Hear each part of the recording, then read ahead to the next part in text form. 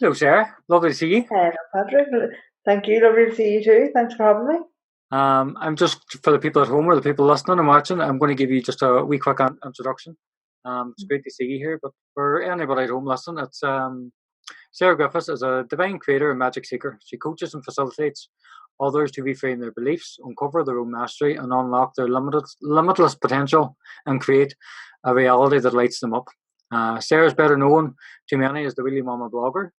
Sarah has cerebral palsy since birth, which means she uses a wheelchair, something which she has actively fought against for most of her childhood and her teenage years.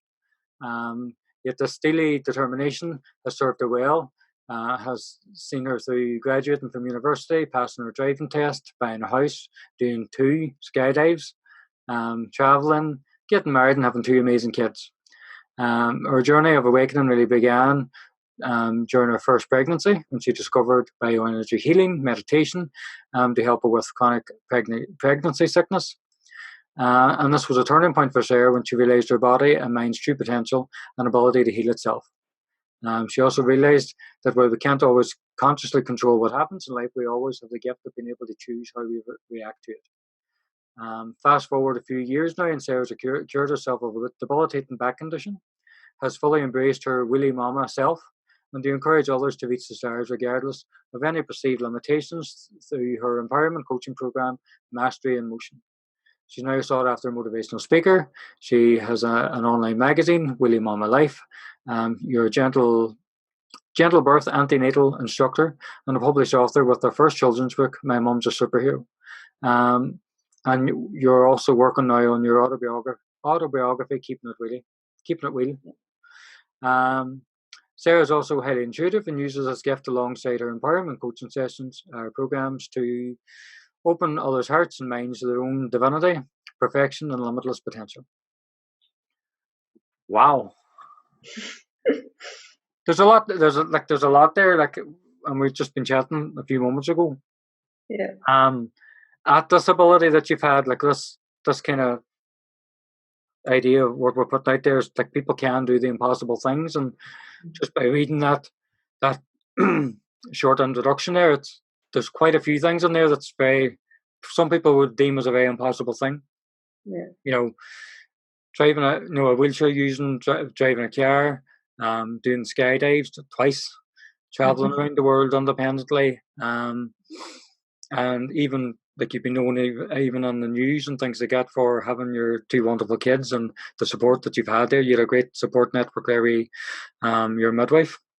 And that's seen you even going over to London. Those awards was in London, wasn't it? Yeah. The midwife won the national award for midwife of the year, and we were over in London for that. That was great. Good experience. So you've covered a lot. You've even been on TV and everything. Yeah, I just say I'm just doing my thing. I'm just just day by day, moment by moment, trying to get the maximum joy and squeeze the maximum I can out of life. But then when you sort of sit back and hear someone else reading it, is really powerful for me, because I go, if I was watching TV and I heard all that, I'd be pretty impressed. But then there, I suppose I just keep doing my thing and just Yeah. One thing I'd be curious about, I would imagine that even growing up in your teenage years, you were saying that some would describe it as a more rebellious kind of streak, maybe. I've even heard you say the idea that if somebody says you couldn't do something, it was almost like somebody threw down the gauntlet.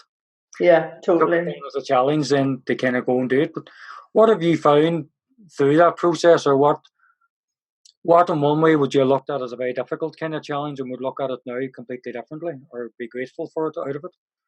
Yeah, so I was really angry with the world. I was really angry with my parents. I was really angry with everybody. And I went through a big phase of going, why me?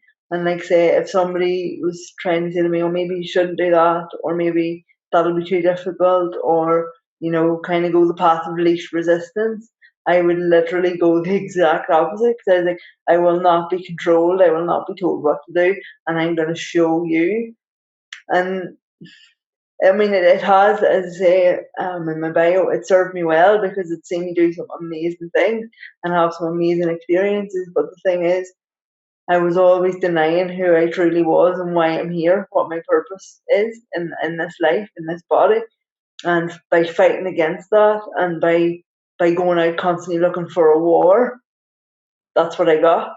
So I was constantly having to prove myself, constantly having, or felt that I had to prove myself, or believed I had to prove myself. And I was, the more I fought, the more my external reality gave me a battle to fight, like just constantly. And now I know, from when I got tired of fighting and just was like, it literally got to the point where I was like, literally, I can't do this anymore. I actually don't know if I want to be here anymore, because I can't, I've got no fight left in me. And it was like, when, and I think I've said it many times, before any of my breakthroughs, I almost had a breakdown.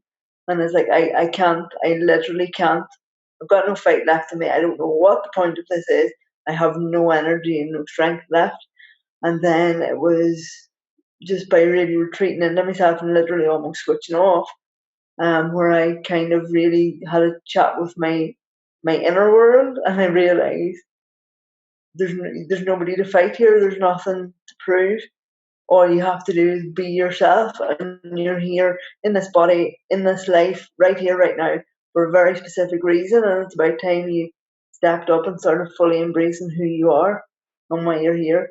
And that was, I now consider that to be a message from my higher self, or whatever you want to say, source, the universe, whatever. But it was very stern talking to, and that's when everything changed for me.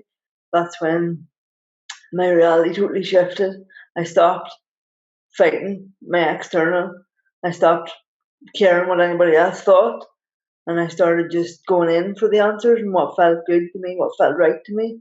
I was guided by that, guided by my heart, guided by my gut, and that's, as I say, when everything shifted.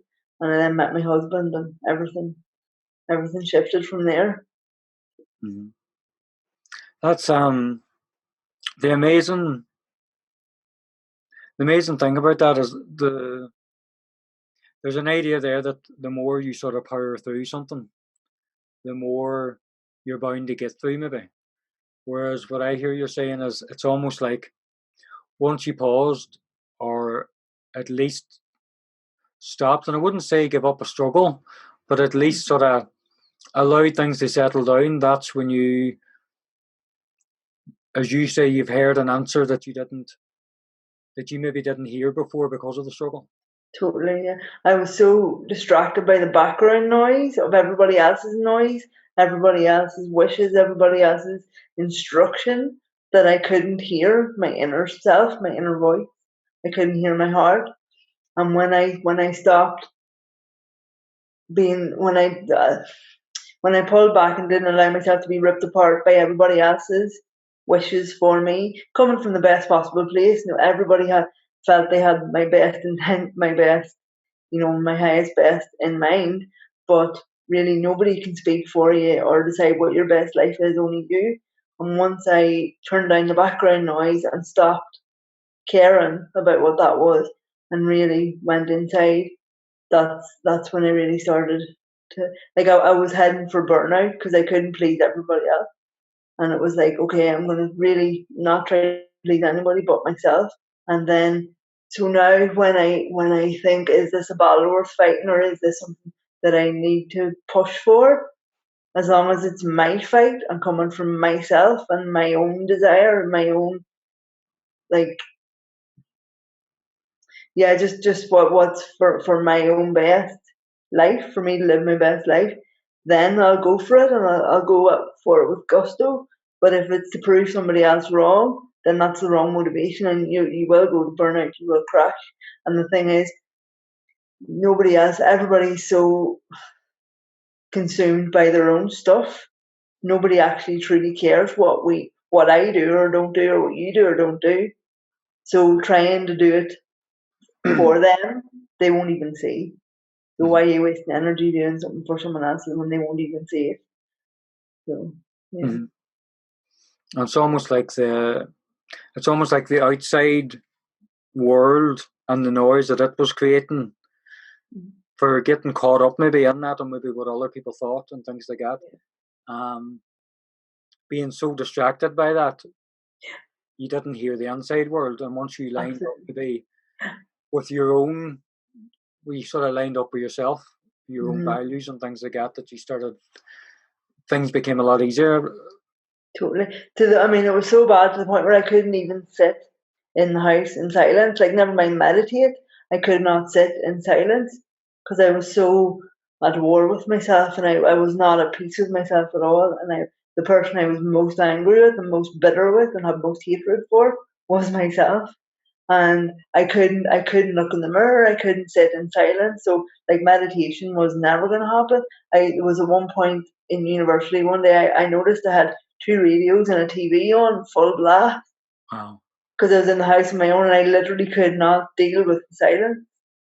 So how was I ever going to hear myself, hear my higher self, hear my inner world with all that noise literally going on? And like, just, and then it started with mirror work for me, I think, and then I really started to see myself, and really I began a relationship with myself and really seeing who I really was, and not the mask that I was trying to put on for the outside world.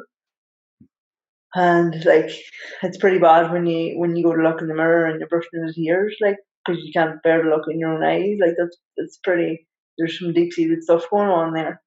But once I made peace with that and started to love and appreciate myself for who I really was, then that was when the walls started coming down and the inner war was stopped, and then my external shifted then to match my internal. That's when peace was restored and all was magic with the world once again. And it's lovely. You're mentioning even meditation throughout that, and it's something I would come across with some people at times. They would ask, well, I don't think I'm doing it right. So I think a good question maybe to ask somebody that does, and I'd imagine you do maybe meditate even now. I do. Yeah. What, and I think everybody has a different description of what meditation is, but maybe somebody would resonate with maybe what your definition or idea of it is. So what would you say meditation is in and of itself? For me, all it takes for quality meditation is one conscious breath. Just be still. You don't have to sit cross-legged on a mountaintop with your eyes closed in the lotus position. It's not about that. It's about taking a step back from the noise, one conscious breath, and going in and saying, how do I feel today? What's my body trying to tell me right now? And what do I need to pay attention to right now? And that's all it takes. Like, I've mastered it to the point where I can meditate at my desk in a full office in work. And I'm talking 5 minutes to literally take a step back from myself and go, what's going on with me right now? Check in with myself, one conscious breath, listen, feel for any tension in my body, my stomach, my neck, shoulders, wherever it is, and go, what is this trying to tell me right now? And you'll always get the answer. You'll always comes from, I say, whether you want to say your higher self, your instinct, your intuition, whatever, you'll always get an answer. What is this pain? What is this discomfort? Or it could be the total opposite. It could be complete bliss, complete ease, whatever it is. What is this telling me right now? If it's a pain, if it's a tension, what do I need to pay attention to? What's the message in this? If it's ease, bliss, and joy, keep following that, and that's all it is for me. Just 2 minutes, conscious breath, and listen to what comes up. It doesn't get any more complicated than that. And it seems they have served you very well over the past couple of years. Very much so, very, very much so. Because when I call my heart and my inner, my intuition, my sat nav, my inner sat nav. So anytime I feel like, oh, I don't know if this is for me or not, or am I doing the right thing, or is this? I go in, and if it feels good in my body, if it excites me, lights me up, then it's for me. If it feels tense, or effort, or uncomfortable in any way, it's not mine, and I leave it be. Because here's a secret that most people actually don't share: life is supposed to be easy. We're here for human connection, fun, love, and joy. It's no more complicated than that.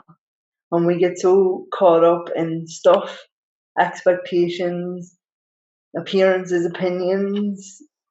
That's not what life's about. We're here for human connection with each other, love, and joy. And that's all life is about.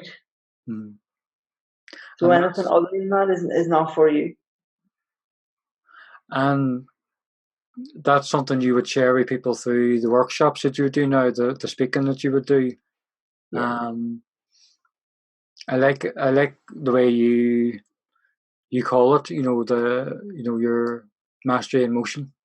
Yeah. As we're all masters. We're all our own masters. So like, you can't tell me how to be me. Only I got that memo, and only you can be you.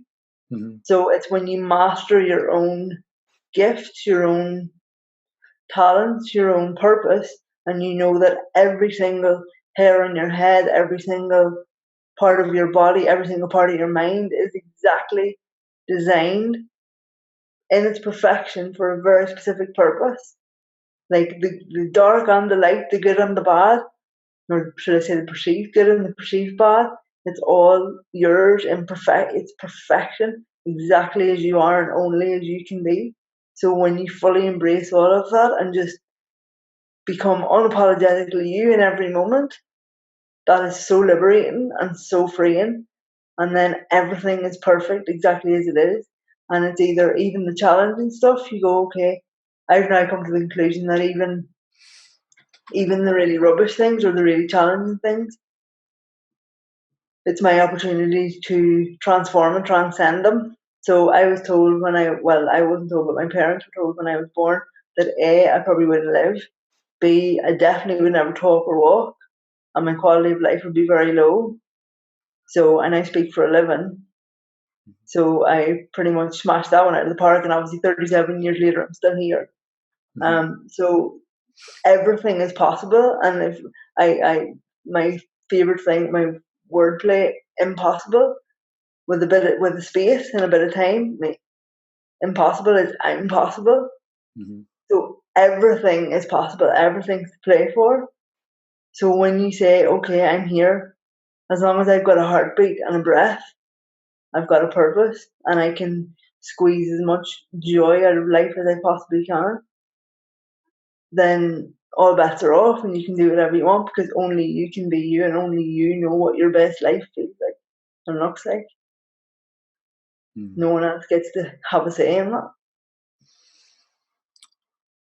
Another thing, we were chatting and we've had conversations before, and you've done some impossible things, let's say, like things that most people wouldn't dream of doing in a lifetime.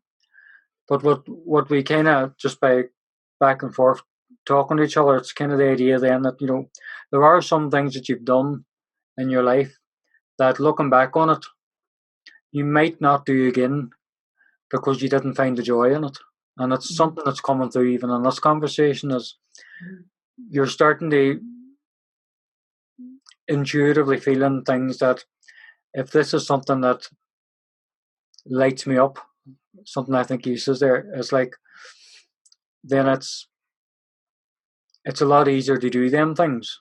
Yeah. Do you know that kind of way? And one thing that I've heard, and you were just speaking last weekend at the breastfeeding convention in Belfast, wasn't it? Yeah.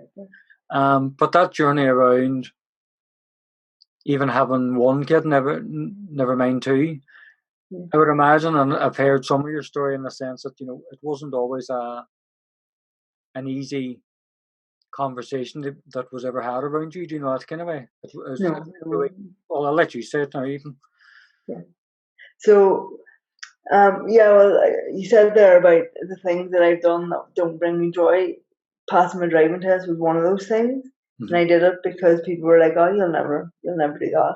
It's not in your path to do that," or So I did it, and then I realized after like 2 years of struggling and failing my driving test repeatedly, I finally passed, and it's like, actually, driving doesn't bring me joy. It doesn't light me up. I'm racked with anxiety, and it just doesn't light me up. So So I'm not doing that, and I've literally, in suppose no pun intended, parked that for now. I'm not saying in 5 years' time that it might bring me joy again when I'm able to collect my kids from school, bring them for an ice cream. That could be joyous again, but right now it's not. So I'm leaving that to one side. But having the kids, it was funny because I, in my sort of, well, late teens, early 20s, I was always adamant that I did not want to get married and I definitely didn't want to have kids. But I can now, with full authenticity, say I did, but I never believed that anybody would partner me in that or see me in that way and love and accept me for who I am enough to want to have a family with me. So I always was like, okay, if I say this, then people, when it doesn't happen, people will think, oh, that was of her own desire and her own creation. So, but then, as I say, I met my husband, and that whole thing was turned on its head because he really saw me, and more than saw me, he actually really loved me. Even when I tried my best to push him away and be as ugly as I possibly, like, he saw me at my absolute worst and loved me anyway. And then that was like, okay, so your heart's open, my heart's open. I'm going to be truthful now. I would love to, settle down and have kids.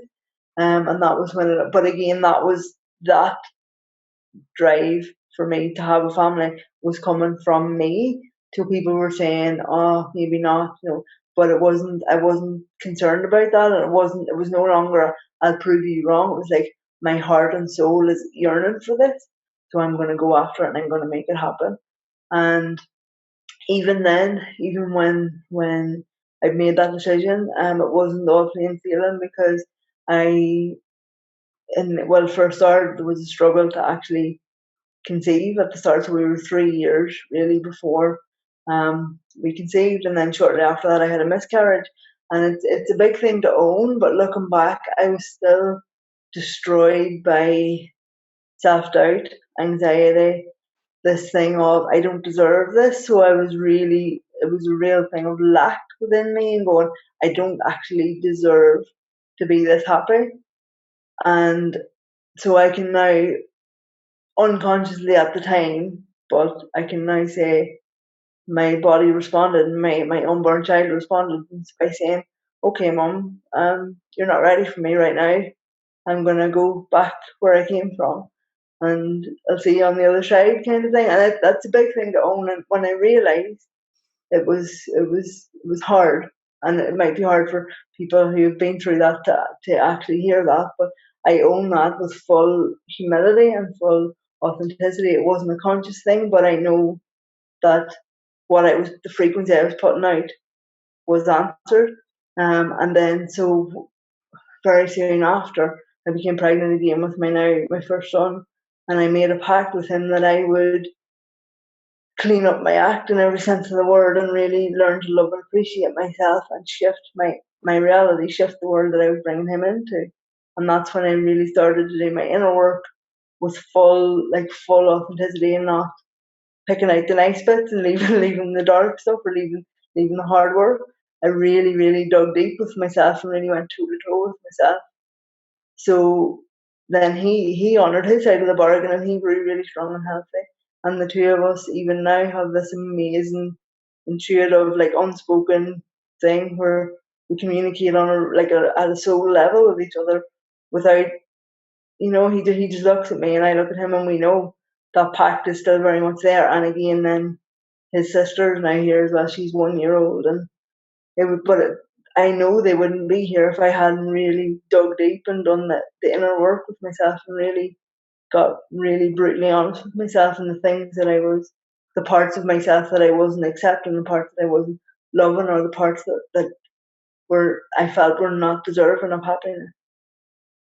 So yeah, it was big, but it was so worth it. It's so worth it.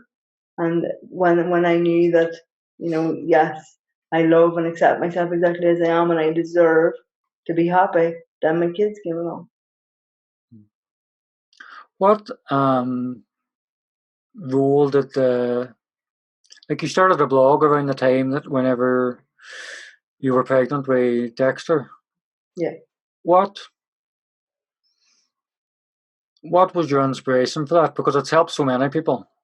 Yeah, it's funny because it started out, my mum actually said to me, because when I was pregnant, and I started reaching out to like healthcare professionals and saying, okay, my son is going to be born, he's going to be healthy. So growing him's one thing. Now I've got to care for him. And I knew that it wasn't going to be, let's say, quote unquote, conventional, and that I might need a little bit of support in terms of, well, naively, I thought there would be this catalogue of equipment.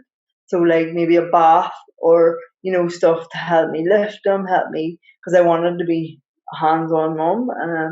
And I literally naively thought there would be this catalogue of, adapted baby equipment and that I could just literally go and pick and say, yeah, I want one of these and two of these. And they were like, no, there's no such thing. And it was, they were telling me that they'd never encountered someone in my position who like was in a wheelchair and was pregnant and all this. So, and they were saying to me, well, can your husband not just do it? Or, what's the problem here? And I was going, no, I'm not going to be. And I actually said to one of them in a fit of very high emotion, let's say, I refused to be a spectator in my child's upbringing because I wasn't going to be just this like, this statue sitting at the side of the room. Um, but then, so my mum actually said to me during one of my sort of ranting fits with her going, and this is what they said to me, and this and this. She said, you should document all this because I'm sure we both know you're not the first person to go through this, and you won't be the last. So you should document it. And then I kind of laughed at her. No, I think she actually said write a book, actually, looking back. And I laughed and I was like, oh, yeah, no problem. Who's going to want to read my ramblings?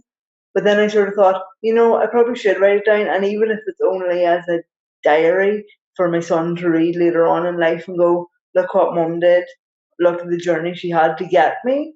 And it might make him think, God, I was really loved and really wanted, so I thought, right, okay, that. And then I was chatting to a few of my friends, and I was like, I wonder if I did it as a blog and put it up online. I wonder how that would go. And then they were all like giving me these quirky names of what I should call it and all this.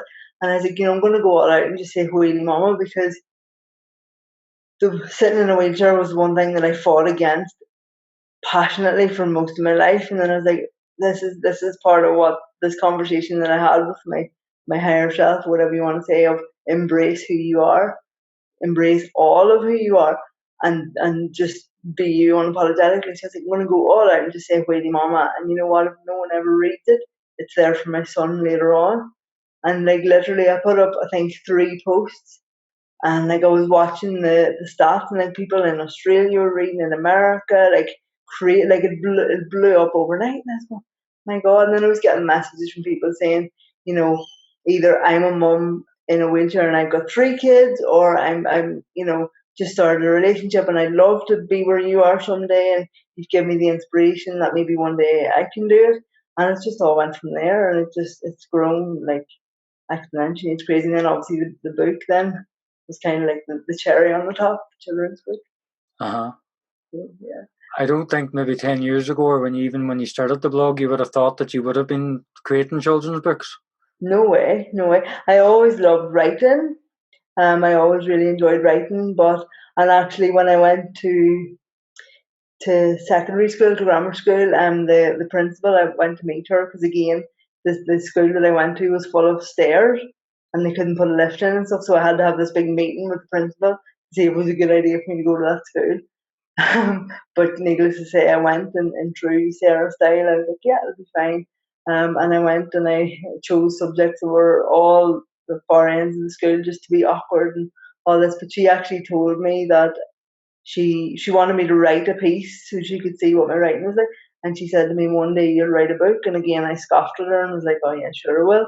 But actually, she was right. But yeah, I never really thought. I'm definitely on a children's book. I never thought. But again, it was when just before my son was born, and I was like, how am I gonna explain? I suddenly got this anxiety attack of, oh my God, is he going to get bullied because of me? Is he going to be like have no friends? Are they going to think, oh, you're a weird mum in a wheelchair? Or, is he going to be isolated because of me? And have I been irresponsible? And then this is one of the things I really talk about in my empowerment courses. all these kind of crossroads moments. You can go one way or the other way. So I was like, okay, I can either focus on that, get wrecked with anxiety, and allow that to become the reality, where he's this like really, introverted, insecure, nervous child who can't relate to people, or I can say, no, you know what? By having me as his mum, he's gonna be open-minded. He's going to see diversity. He's going to be fully accepting. And when he's in school or in the playground and there's a little child who's anxious or nervous or maybe wants to join in but doesn't know how, he's going to be the one to walk over and extend the hand of friendship and say, come join in our game. So I was like, that's the child I want. That's the reality I want to choose. So I started really well, and I had how to introduce the idea of disability and diversity in a fun way, in a way that's not limiting to him, and that he can say, this is our life and it's magical, and so I couldn't find a book that described disability at all, in fact, for children, and definitely nothing in a fun way, the message I wanted to impart to him. So again, that was a nudge from the universe to write it myself. So we've done that, and it's totally our life and narrated by him. And the things, and that's why again the title is very deliberate, because the things that the outside world would see as limitations or things to be pitied, or oh, for you, or I say limitations, we actually know that that's our true superpowers, because we see the world from a vantage point that other people don't get to see, and that's where the idea from the book has come. And the book's amazing.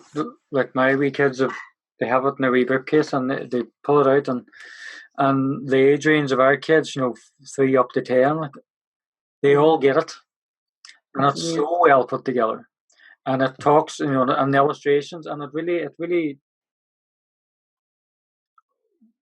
it opens up an opportunity to have a conversation that for some people maybe they wouldn't come across, maybe a wee children's book like this, and everything is beautifully well written, and as I say, the illustrations pointed out great. But something that occurred to me when I was sitting reading it, was like, wow, it's amazing to have that, to have a nice way to introduce the conversation of differences and maybe noticing it in different places. And rather, where maybe in some places it might be maybe frowned upon, or maybe laughed at or poked fun, just because they don't know what the situation is. Do you know that kind of way? It's not that they're being in a way biased, but what I found that was really, really lovely, because there was questions being asked that I thought, wow, I'm able to have this conversation now at this age, rather than maybe when they're a teenager, or maybe even early adulthood. That kind of way. And it's a very safe and informed conversation. Do you know that kind of way? That's beautiful to hear as well. Like, as I say, I'm like Dexter's 3, and that's one of, like, to him, I am a superhero. I'm his mama. He doesn't know any different. Like, and that's my favorite part of the book is the part in the playground. It's when I hear someone else read it, it's like, oh, and that's real, because it's like he proudly says that I'm his mummy. People go, who's that lady over there in Windsor? And he proudly says, that's my mummy. Like, he's proud of me. I'm proud of the life that we have together, and that for me that's the whole point. I want him to be proud, and I want him to be unashamedly saying, this is my mummy and daddy, and they're my whole world.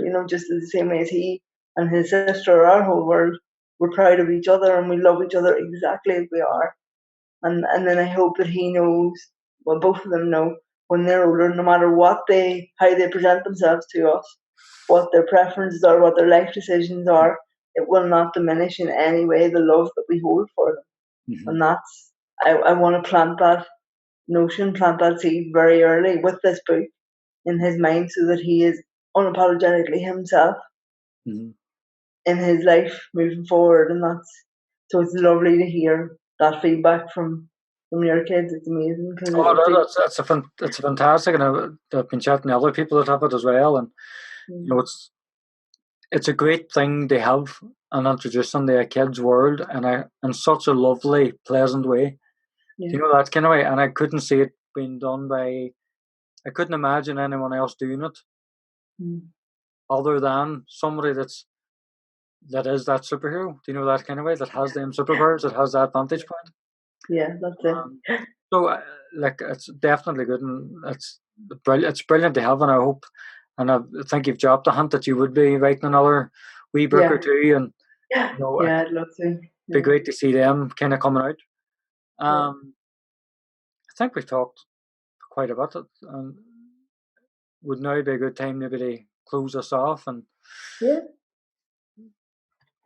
where would be a good place for people to maybe carry on a conversation, or if they wanted to reach out to you, or things like that? So if anyone wants to connect with me, I've got my website, which is wheeliemomma.com.